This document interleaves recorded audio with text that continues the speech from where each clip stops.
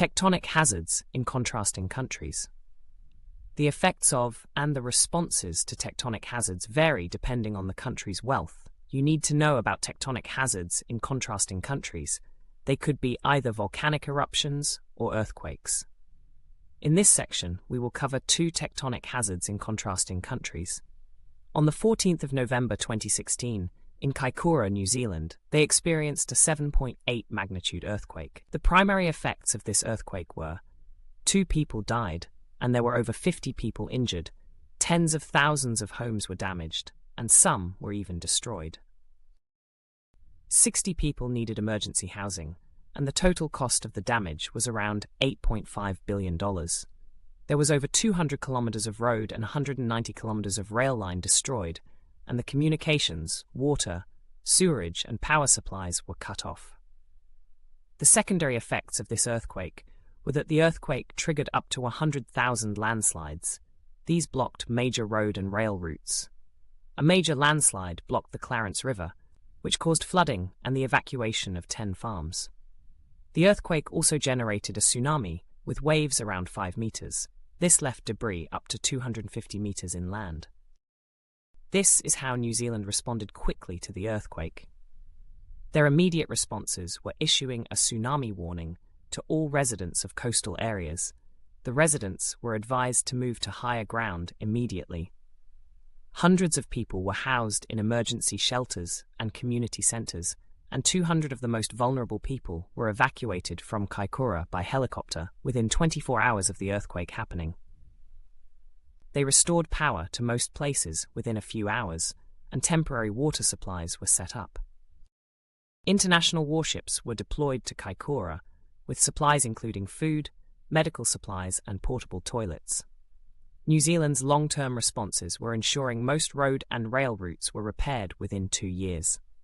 $5.3 million of funding was provided by the Kaikoura District Council to assist with rebuilding the town's water systems and harbour. The Kaikoura Mayoral Earthquake Relief Fund was then set up to support the residents who could not afford basic supplies, and donations to this fund were received from all over the world. By March 2017, a permanent water main had been laid, Kaikoura, and the new pipe was designed to move with any future earthquakes, so it would not break. The next earthquake we will cover with the same magnitude was in Gorkha, Nepal, on the 25th of April 2015. The primary effects of this earthquake were around 9,000 people died and more than 22,000 people were injured.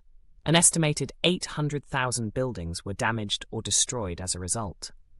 4 million people were left homeless, and the cost of the damage was over $5 billion. Roads, bridges, water tanks and pipes were destroyed, leaving 2 million people without access to clean water and sanitation. The secondary effects of this earthquake were that the earthquake triggered avalanches on Mount Everest, which then killed 18 people. Many mountain roads were blocked by landslides which prevented emergency aid from reaching remote areas. A lack of clean water caused outbreaks of typhus, and this killed at least 13 people. Now, Nepal's responses were not as quick as New Zealand's, and they were less effective. The immediate responses were India and China sent teams to help the residents rescue people trapped by the debris, but due to the lack of tools and machinery, this slowed down the rescue efforts. People tried to recover the dead and treat the wounded, but the damaged roads made it difficult for emergency workers to aid to them. The Red Cross set up emergency shelters for 130,000 families who had lost their homes, and charities like Oxfam provided medicine, food, and temporary water supplies.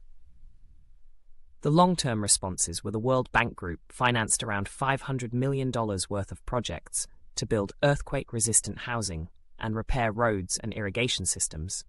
Some of these projects are still ongoing.